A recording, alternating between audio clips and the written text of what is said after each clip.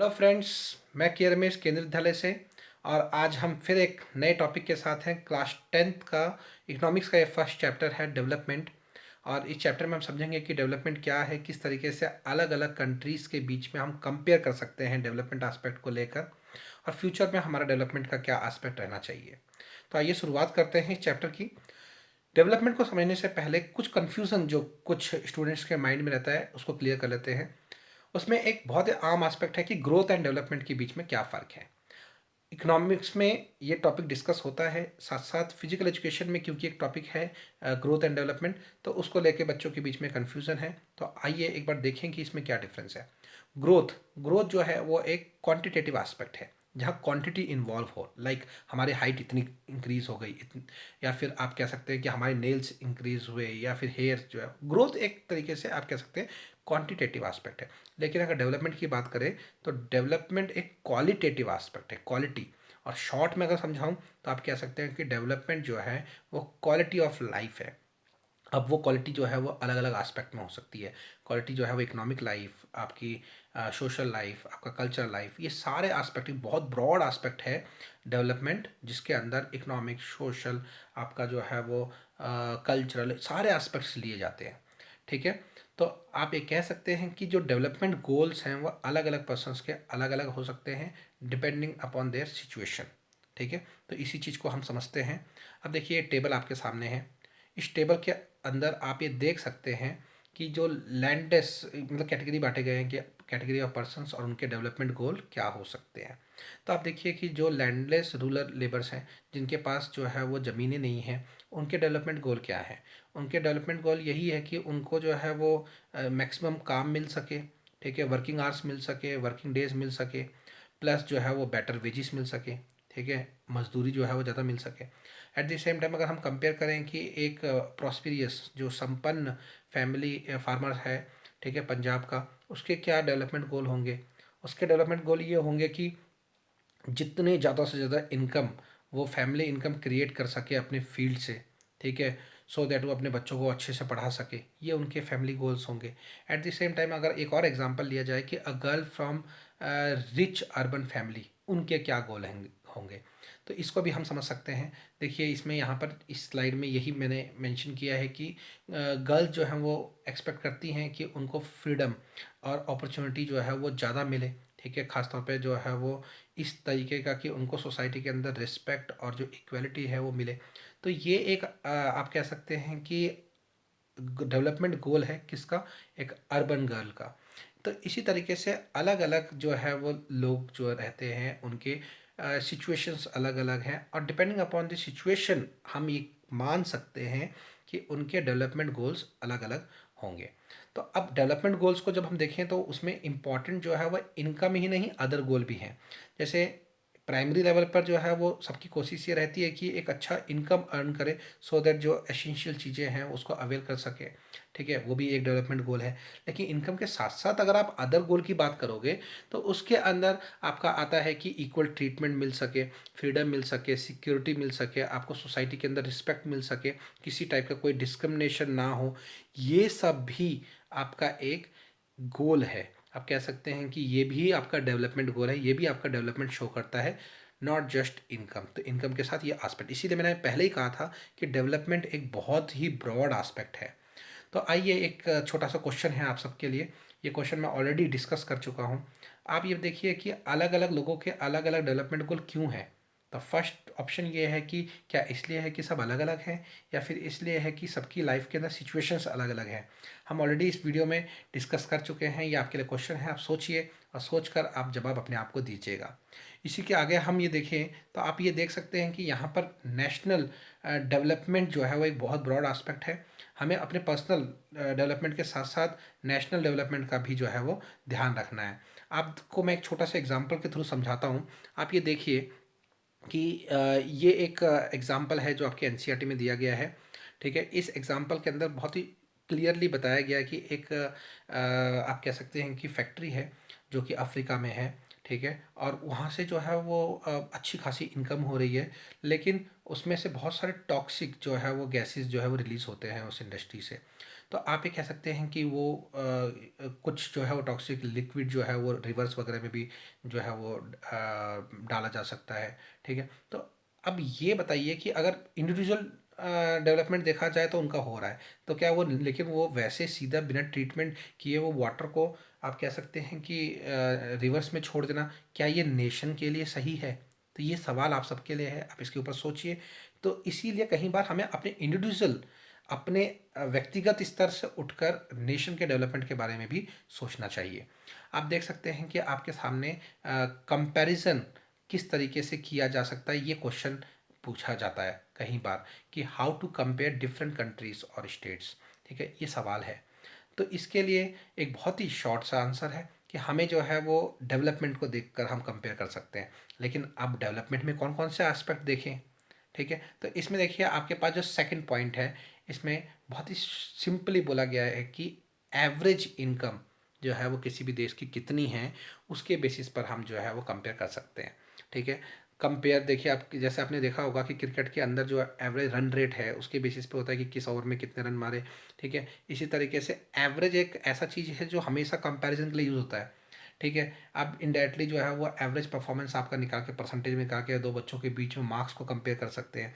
इसी तरीके से रन रेट को कंपेयर करके कई बार जो है ड्रॉ होते हुए मैच को एक डिक्लेयर किए जाते हैं, तो आपने देखे होंगे ये सिंपली। तो यहाँ पर अगर हम बात करें तो एक कंट्री की जो है वो एवरेज इनकम कितनी है उसके बेसिस पर भी जो है वो कंट्रीज़ का कंपैरिजन हो सकता है। और एवरेज इनकम को बोलते हैं पर कैपिटल इनकम। अब ये सवाल उठता है कि पर कैपिटल इनकम क्या है?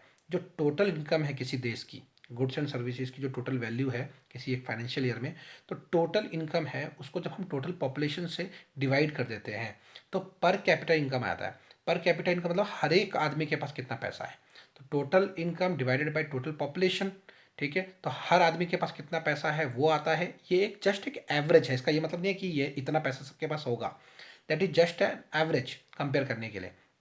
और उसके बेसिस पर अलग अलग कैटेगरीज बनाए गए हैं। तो आइए देखते हैं उसके बेसिस पे क्या क्या कैटेगरी है। आप देख सकते हैं नीचे जो ये पॉइंट है आपका लास्ट पॉइंट, इसके अंदर सिंपली बोला गया है कि जो वर्ल्ड बैंक डेवलपमेंट रिपोर्ट है 2006 की, उन्होंने पर कैपिटल इनकम के बेसिस पर जो है वो दो कैटेगरी बांटे हैं। अगर पर कैपिटल इनकम 4,53,000 पर एनम साल की, ठीक है, उतनी हर एक आदमी की है, तो उसको रिच कंट्रीज़ के कैटेगरी में रखा गया है। और एट द सेम टाइम अगर पर एनम 37,000 रुपीज़ है, ठीक है, पर कैपिटल इनकम, तो उनको जो है वो लो इनकम कैटेगरी में रखा गया है। ठीक है, लो इनकम कंट्रीज़ के कैटेगरी में। तो आप देख सकते हैं कि ये जो डाटा है इसके अकॉर्डिंग 2006 के और 2004 का जो पर कैपिटल इनकम है, इसके अगर डाटा निकाला जाए तो इंडिया का जो है वो 28,000 पर एनम आप कह सकते हैं पर कैपिटल इनकम है। तो इस बेसिस पे हम ये कह सकते हैं कि इंडिया कौन से कैटेगरी में आता है, लो इनकम कंट्रीज़ के कैटेगरी में आता है। तो आपके पास एक सवाल है जो मैं यहाँ पे आपसे सिंपली पूछने जा रहा हूँ। आप ये बताइए कि एवरेज के जो है आपको कमेंट बॉक्स में कमेंट करके ये इस क्वेश्चन का आंसर देना है कि एवरेज को कंपेयर करने के लिए किस तरीके, कोई ऐसी तीन सिचुएशन बताइए जहाँ पर एवरेज जो है वो कंपेयर हो सकती है, यानी एवरेज के बेसिस पे कंपैरिजन किया गया है। ठीक है, कहीं पे भी किसी भी फील्ड में आपने ये कमेंट बॉक्स में लिख के बताना है कि तीन ऐसे एग्जाम्पल जहाँ पर एवरेज जो है वो यूज़ होता है सिचुएशंस को कंपेयर करने में। और इसके साथ साथ एक सवाल आपके लिए और है। आप ये बताइए कि क्या बस खाली एवरेज इनकम के बेसिस पर किसी भी टाइम पीरियड पे एवरेज इनकम कितनी है उसके बेसिस पर ये डिसाइड हो सकता है कि कौन सा कंट्री डेवलप्ड है, कौन सा कंट्री अंडर डेवलप्ड है? ठीक है, या फिर इसके अलावा भी क्राइटेरिया हो सकते हैं, ये क्वेश्चन आपने सोचना है। ठीक है, और मैं इस क्वेश्चन को जब इस चैप्टर हम पूरा डिस्कस कर लेंगे तो इस क्वेश्चन को आपने, आपका आंसर ऑटोमेटिक मिल जाएगा, लेकिन आप सोचिएगा जरूर इस बारे में। देखिए कौन कौन से फैक्टर्स हैं कंपेयर करने के लिए। ये हमने पहले ही टॉपिक में पढ़ा अभी जस्ट इससे पिछले स्लाइड में कि ऐसे कौन कौन से क्राइटेरिया हैं जिसके बेसिस पे हम कंपेयर करते हैं। तो हमने पहला पढ़ा था कि एवरेज इनकम के बेसिस पे करते हैं। तो एवरेज इनकम के बेसिस पर अगर हम करें तो उसके अंदर मेन एस्पेक्ट आता है पर कैपिटल इनकम। जैसे अगर हम 2002 और 2003 के आंकड़ों के हिसाब से अगर कंपेयर करें तो आप देख सकते हैं कि जो पर कैपिटल इनकम है लगभग 26,000 रुपये जो है वो पर पर्सन, ठीक है, पंजाब की है। जो कि हाईएस्ट है। इसके बाद केरला में भी आप देख सकते हैं लगभग 22,800 है। और वहीं पे अगर बिहार की बात की जाए तो इनके कंपैरिजन में बहुत ही कम 5,700 है। तो इससे एक अलग अलग स्टेट्स की क्या आप कह सकते हैं कि इकोनॉमिक कंडीशन है, उस पर भी हम पता कर सकते हैं। और ओवरऑल स्टेट से ही तो एक कंट्री का जो है वो एवरेज इनकम बनता है, और इस कंट्रीज़ को जो है वो फिर आपस में कंपेयर किया जाता है। तो पर कैपिटा इनकम का किस तरीके से यूज़ होता है कंपैरिजन में, इसका एग्जांपल आपके सामने स्क्रीन पर है। आप देखिए कि आपसे मैंने अभी सवाल किया था कि क्या बस खाली एक इनकम ही ऐसा आप कह सकते हैं कि मीडियम है, या फिर ऐसा एक क्राइटेरिया है जो कि डेवलपमेंट एस्पेक्ट को शो करता है। तो आंसर है नहीं। जो अभी सवाल आपसे पूछा गया था, जो कि लास्ट में भी आप अपने माइंड में सोचकर जवाब देंगे, ठीक है, तो आंसर है नहीं। क्यों? क्योंकि अदर एस्पेक्ट भी है जो कहीं ना कहीं डेवलपमेंट को आप कह सकते हैं एसेस करता है या कंपेयर करने के लिए यूज़ होते हैं। क्योंकि डेवलपमेंट जस्ट इनकम से नहीं जुड़ा हुआ है, डेवलपमेंट एक बहुत ब्रॉड एस्पेक्ट है। आप देख सकते हैं कि कंपैरिजन किया गया है पंजाब, केरला और बिहार में, ठीक है। सबसे पहला जो क्राइटेरिया जिसके बेसिस पे किया गया था वो हमने पिछले स्लाइड में देखा, दैट वाज इनकम, इनकम के बेस पे। अब हम अदर क्राइटेरिया को एक बार फटाफट देख लेते हैं। सबसे पहला टॉपिक देखिए, लिखा हुआ है इन्फेंट मोर्टेलिटी रेट, ठीक है, पर थाउजेंड में। तो इसके बेसिस पर भी कंपेयर किया गया है। इसके बाद आप देखिए लिटरेसी रेट, ठीक है, 2001 के डाटा के बेसिस पे, इसके बेसिस पे किया गया है। और लास्ट है नेट अटेंडेंस रेशियो, ठीक है, और इसको एनरोलमेंट रेशियो भी इसी से जुड़ा हुआ है, ठीक है। तो इसके बेसिस पे भी होता है। तो इनडायरेक्टली आप कहा जाए तो आप ये कह सकते हैं कि इन्फेंट मोर्टेलिटी रेट क्या होता है, ये क्वेश्चन बहुत इंपॉर्टेंट है, ठीक है। तो मेडिकल फैसिलिटीज से रिलेटेड है ये चीज़, ठीक है। आप ये देखिए कि number of children that dies before the age of 1 year, ठीक है, as a proportion of 1,000 live children born in a particular year. तो 1 साल के अंदर 1,000 लाइव बर्थ्स पर, ठीक है, कितने बच्चे 1 साल के अंदर अंदर ही मर जाते हैं, उनकी जो रेशियो है वो इन्फेंट मोर्टेलिटी रेट कहलाता है। तो आप ये कह सकते हैं कि ये ज़्यादा नहीं होनी चाहिए, और ये मेडिकल फैसिलिटीज़ को रिप्रेजेंट करता है। तो जस्ट इनकम ही नहीं, मेडिकल फैसिलिटीज़ भी होनी चाहिए। देखिए नेक्स्ट है लिटरेसी रेट, कितने लोगों को एजुकेशन मिल पा रही है, कितने लोग किसी भी एक लैंग्वेज में पढ़ सकते हैं, लिख सकते हैं समझ के साथ, with understanding, that is literacy rate. उस अगर लिटरेसी रेट जिसकी जितनी ज़्यादा होगी, ठीक है, उसको हम उतना डेवलप मानेंगे। आप देख सकते हैं कि केरला की 91 है, ठीक है। और अब देखा जाए तो केरला जो है वो लगभग हाईएस्ट लिटरेसी रेट वाला स्टेट है। और इसके बाद अगर हम बात करें कि जो एनरोलमेंट है या फिर जो नेट जो है वो अटेंडेंस रेशियो है, ख़ास तौर पे प्राइमरी एजुकेशन पे, ठीक है, वो भी एक बहुत इंपॉर्टेंट एस्पेक्ट है जिससे कि एजुकेशन और कितने लोगों को मिल पा रहा है एजुकेशन, इसको हम कंपेयर कर सकते हैं। तो अब इसके बाद जो है वो आप देख सकते हैं आपके सामने टॉपिक है, दैट इज़ पब्लिक फैसिलिटीज़। क्या बस खाली पैसे होना ही जो है वो हमारे डेवलपमेंट को शो करता है? नहीं, हमारी सोसाइटी के अंदर हमारे पास पब्लिक फैसिलिटीज़ भी होनी चाहिए। पॉकेट में मनी रखने से ही हमें सब गुड्स एंड सर्विसेज मिल जाए ज़रूरी नहीं है। इसके लिए ज़रूरी है कि हमें जो है वो हमारे आसपास अच्छे मेडिकल फैसिलिटीज़, अच्छे स्कूल, अच्छी एजुकेशन हो, साथ साथ एक अच्छा इन्वायरमेंट हो, ठीक है, जो कि पॉल्यूशन फ्री इन्वायरमेंट हो, ठीक है। मेडिसिन्स वगैरह है तो उसके अंदर कोई मिलावट ना हो, ठीक है। किसी तरीके के बहुत बड़े इन्फेक्टियस डिजीज़ जो है वो ना फैले, जो कि इस वक्त जैसे फैला हुआ है। तो ये सब भी पब्लिक फैसिलिटीज़ में देखा जाता है कि हॉस्पिटल, तो ये सब भी एक डेवलपमेंट को शो करता है। जो कंट्री जितना डेवलप होगा वो ऐसी सिचुएशन में, जैसे कि अभी कोरोना के केसेस बढ़ रहे हैं, ऐसे केसेस में जो है वो उतने बेटर तरीके से हैंडल कर सकता है, ठीक है। इसके बाद आप देखिए कि एक कंपैरिजन का एक बहुत ही बड़ा एस्पेक्ट आपके सामने स्क्रीन पर है, that is human development report. इसको ह्यूमन डेवलपमेंट इंडेक्स भी कह सकते हैं, HDI, ह्यूमन डेवलपमेंट इंडेक्स, या फिर ह्यूमन डेवलपमेंट रिपोर्ट। 1 मार्क्स का एक क्वेश्चन बनता है कि ह्यूमन डेवलपमेंट रिपोर्ट को कौन पब्लिश करता है, तो आंसर है UNDP, ठीक है, तो यूनाइटेड नेशन डेवलपमेंट प्रोग्राम।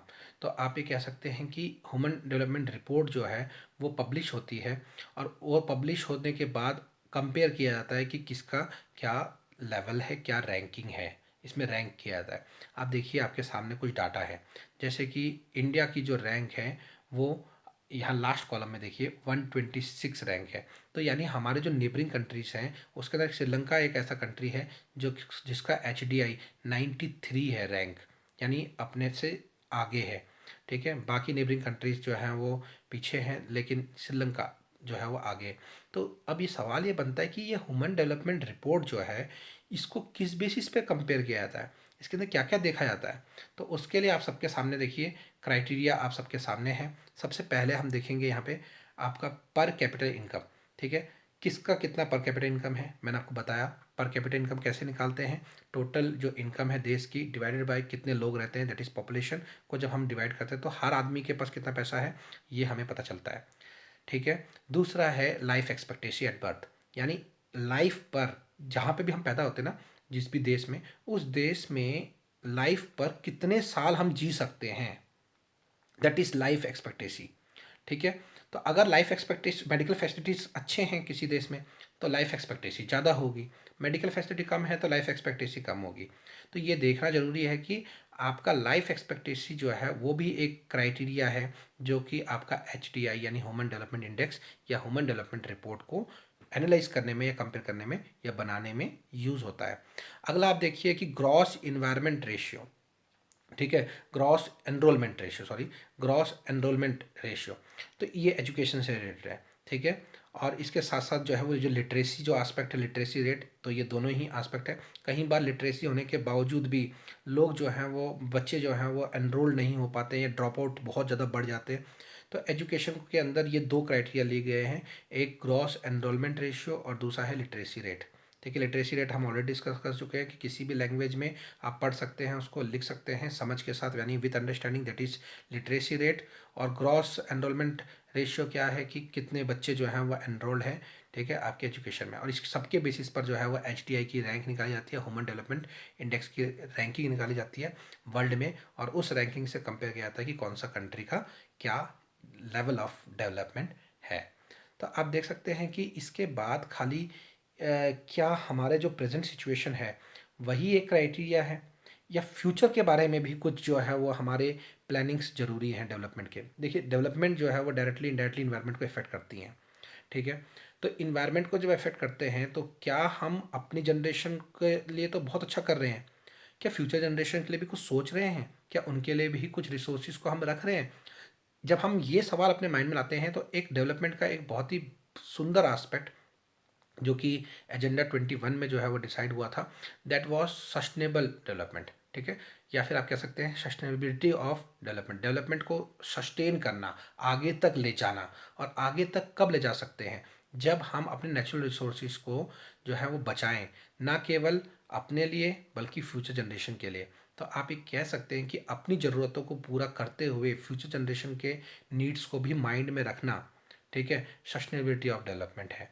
ठीक है, तो आप ये कह सकते हैं कि optimum utilisation of resources in such a way so that we can fulfil the needs of present generation as well as the needs by keeping in the mind about the requirement of future generation.